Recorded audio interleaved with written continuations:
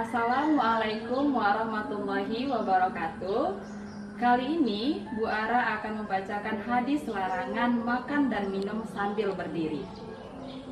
Hadis diriwayatkan Muslim. Bunyinya adalah qala Rasulullah sallallahu alaihi wasallam, la yashrabanna ahadukum qa'iman. Artinya, janganlah kamu minum sambil berdiri. Dalam hadis tersebut hanya menyebutkan kata minum. Lalu, bagaimana dengan makan? Dalam riwayat lain, ketika mendengar hadis larangan minum, sahabat yang lain bertanya kepada Rasulullah, "Ya Rasulullah, bagaimana dengan makan? Bolehkah sambil berdiri?" Rasulullah bersabda, "Itu lebih keji dan buruk."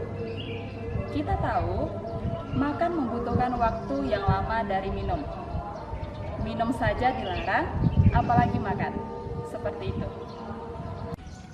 Kenapa Rasulullah menganjurkan kita untuk makan dan minum sambil duduk? Karena ketika kita makan dan minum sambil duduk, makanan yang kita makan akan jatuh ke usus dengan perlahan dan lembut. Kenapa Rasulullah melarang kita makan dan minum sambil berdiri? Iya, karena dapat merusak kesehatan bagi tubuh kita. Kira-kira apa ya bahayanya bagi kesehatan tubuh kita?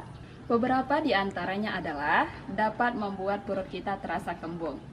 Ketika kita makan dan minum sambil berdiri, proses pencernaan kita akan terganggu.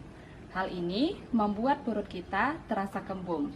Akibatnya, muncul rasa mual dan ingin muntah. Bahkan, kita dapat kehilangan nafsu makan, sehingga kita tidak mendapatkan asupan yang cukup.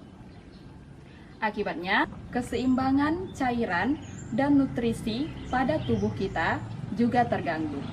Kemudian, munculnya masalah pada lambung. Ketika kita makan dan minum sambil berdiri, terjadi penyempitan pada tenggorokan kita. Hal ini menyebabkan makanan dan minuman akan sulit masuk dan sulit juga untuk dicerna. Sehingga lambung kita mengalami iritasi dan muncul rasa nyeri pada perut kita. Selain itu, makan dan minum sambil berdiri juga dapat merusak kesehatan ginjal. Apabila kebiasaan ini terjadi secara terus-menerus, akan membuat kerusakan ginjal kita semakin parah. Pertanyaannya, pernahkah Rasulullah minum sambil berdiri? Iya, jawabannya pernah. Karena pada saat itu, Rasulullah kesulitan untuk duduk karena penuh sesaknya di tempat-tempat suci. Dan ingat, Rasulullah hanya melakukan itu hanya satu kali, dan itu pada kondisi darurat. Oleh karena itu, marilah kita kembali hidup sehat dan sopan, dengan kembali kepada adab dan akhlak Islam.